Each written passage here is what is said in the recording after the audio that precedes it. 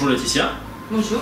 Alors je disais justement aux abonnés que j'allais aujourd'hui même rencontrer une sorcière, mais dans la boutique j'ai vu aucun balai, j'ai vu aucun chapeau. Est-ce que c'est des sorcières qui ont changé leur garde-robe? Non, c'est qu'en fait c'est un stéréotype. Effectivement, les chapeaux, ça a une histoire, les balais également. Les balais, si vous balayez d'est en ouest, ça éloigne les énergies négatives, mais ça c'est beaucoup des idées de grand-mère en fait, des veniments de bonnes femmes de l'époque. Mais c'est vrai qu'à l'époque les sorcières le faisaient parce que chaque objet a vraiment une symbolique.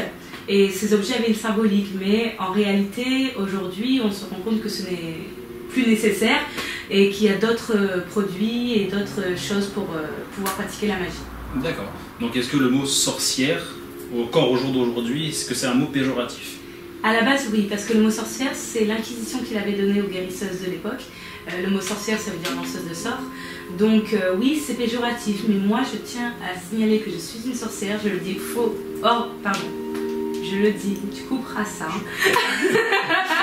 Je le dis haut et fort parce que vraiment, j'ai ouvert cette boutique dans vraiment l'intention de montrer aux gens que les sorcières, les sorciers, c'est pas comme on voit à la télé, c'est pas ce que les gens s'imaginent, que c'est autre chose. La magie, comme on appelle ça, en fait, c'est simplement de la manipulation d'énergie.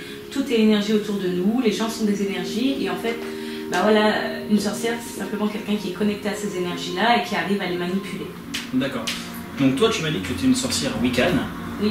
Alors, le Wiccan, c'est quoi? Est-ce que toutes les sorcières sont Wiccan ou est-ce que c'est juste une filière? Une filière, oui. En fait, il y a plusieurs filières, comme on peut appeler ça.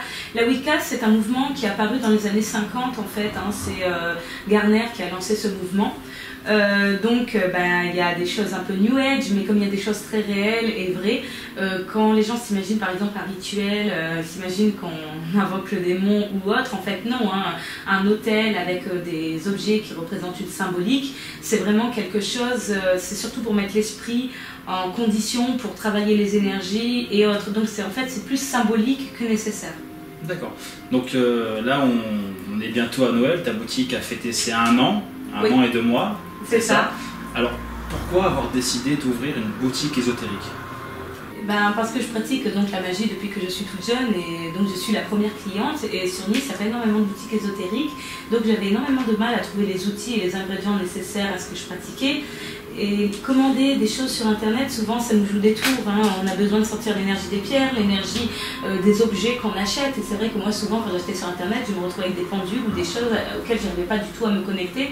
Donc déjà pour ça, pour que les gens puissent vraiment avoir accès à cette spiritualité, j'ai surtout ouvert une boutique ésotérique pour ouvrir les gens à la spiritualité, parce que c'est quelque chose qui fait partie de l'être humain.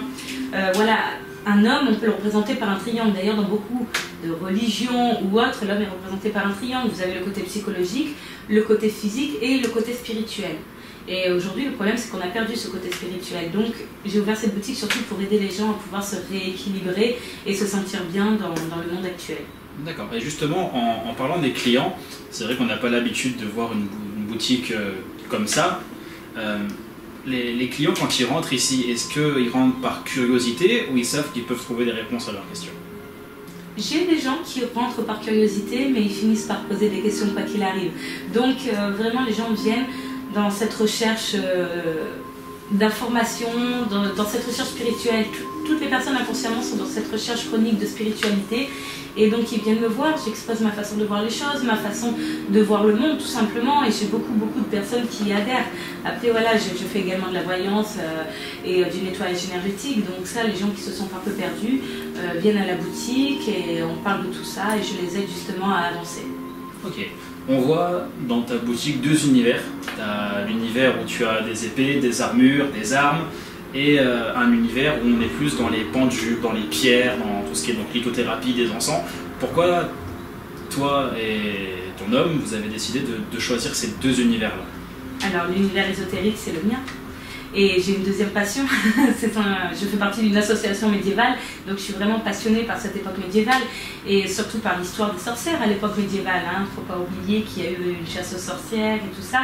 Donc c'est une époque qui me fascine, c'est vraiment une époque où autant on avait énormément de connaissances qu'on a oubliées depuis et qu'on récupère peu à peu aujourd'hui, et autant c'est également une époque où on a beaucoup perdu. on a beaucoup perdu en connaissance. Enfin voilà, c'est simplement une époque qui me fascine. Et d'ailleurs, je suis du combat médiéval. Moi aussi, je me bats avec mon épée. Donc voilà, le médiéval, c'est vraiment une passion. Donc entre l'ésotérisme et le médiéval, c'était ces deux passions qui me tiennent vraiment à cœur. Et donc quand j'ai ouvert la boutique, et Laurent pareil, c'est quelqu'un qui est passionné par l'époque médiévale. Donc quand on a ouvert la boutique, on a décidé de mélanger les deux univers. Et en fait, c'est complémentaire, ça va ensemble, vraiment. D'accord. Quand on rentre dans ta boutique, la première fois que je suis rentré moi-même, on a l'impression que le temps s'arrête, qu'on fait abstraction de tout ce qu'il y a dehors, on se sent apaisé. Est-ce que c'est l'ambiance qui veut ça ou c'est vraiment l'univers qui apaise la personne? Déjà, c'est moi. Non, en fait, déjà rien que le fait de se retrouver, comme tu dis, dans un autre monde, c'est quand même une boutique qui reflète la féerie, la magie, hein, c'est vraiment ça. Tous les objets qu'il y a dans la boutique, c'est des énergies positives, des énergies un peu magiques, donc forcément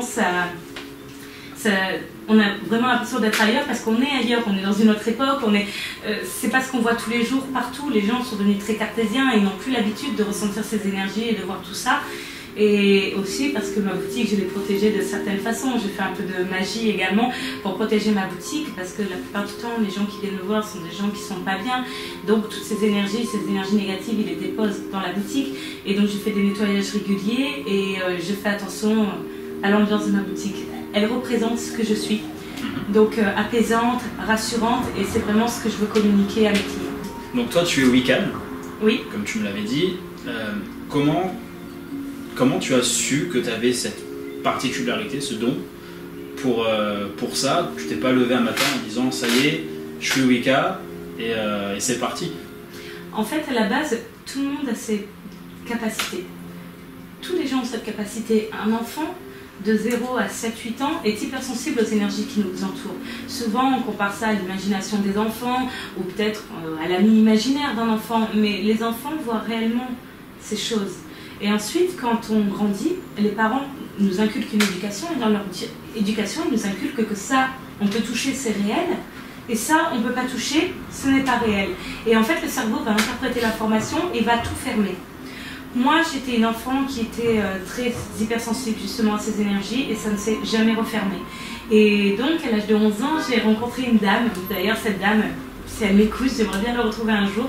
J'ai fait un marché avec mes parents et c'était une dame qui vendait donc des pierres et des pendules. Elle était dans la lithothérapie. Et à l'époque, c'était il y a 20 ans, enfin, tout le monde la prenait un petit peu pour une folle avec ces pierres. La lithothérapie n'était pas encore entrée dans les mœurs. Et elle est venue vers moi. Et elle m'a dit qu'elle me sentait, que ce que je voyais, ce n'était pas une malédiction, que ce n'était pas mon imagination, que c'était un don, qu'il fallait justement que je le développe, que j'étais prédestinée à aider les gens. Et du coup, c'est une dame qui m'a beaucoup marquée en fait. Et à partir de là, quand les enfants jouaient au Pokémon dans la cour de récréation, et ben moi j'étais dans les librairies, j'ai fait des recherches internet, j'ai été dans des conférences, j'ai rencontré des gens qui étaient déjà dans le milieu et en fait j'ai appris à me manipuler. Parce que le don, comme tu l'appelles, ça a toujours été là, c'est en chacun de nous. Le plus compliqué, c'est d'apprendre à le maîtriser et à ne pas se laisser bouffer la vie en quelque sorte par ça. Il faut vraiment apprendre à le maîtriser, se comprendre soi-même et comprendre le monde qui nous entoure, c'est le plus important. Donc toi tu es sorcière, on l'a dit, on n'a pas dit que ton nom était chevalier, d'où ces deux univers, médiéval et ésotérique. Tu as 5 enfants. Oui. Comment on arrive à parler aux gens quand les enfants disent, surtout à leurs professeurs, ma mère est sorcière, mon père est chevalier?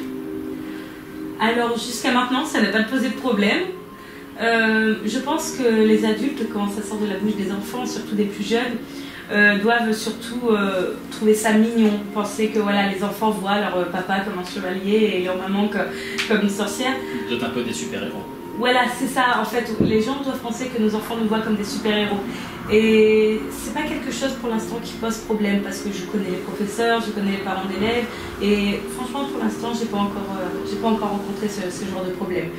Voilà, pour l'instant c'est encore mignon dans la bouche des enfants. Vous pensez du coup que vous avez une éducation qui est différente des autres parents ou à la maison on oublie le chevalier et la sorcière? On est obligé, dans l'éducation de nos enfants, faut quand même les éduquer hein, dans le monde dans lequel on vit. Donc non, on est des gens normaux, vraiment, on vit normalement. Chez moi, c'est pas une grotte, je ne vis pas avec des chaudrons et des balais partout dans la maison. On est des parents tout à fait normaux, on est des personnes totalement normales. Par contre, moi, quand mon fils va venir me voir en me disant « Maman, il y a quelqu'un dans ma chambre », je ne vais pas lui dire « Non, t'as fait un cauchemar, retourne te coucher ». Je vais aller avec lui dans la chambre et on va demander gentiment à ce qu'il se trouve dans la chambre de partir. Voilà, c'est en ça que ça change. Mes enfants, je les élève normalement, mais tout en développant leur côté spirituel, parce que c'est quelque chose qui est très important pour l'être humain. Eh ben merci. Je te laisse faire ta publicité sur le Calice. Tu as une page Facebook, le Calice. Oui, le Calice. J'ai ma page également de consultation qui s'appelle Nessa Wicca. L'adresse de la boutique 1 rue Barbéris à Nice. Et le site marchand internet qui est www.lecalice-nice.com. Je te remercie, Laetitia.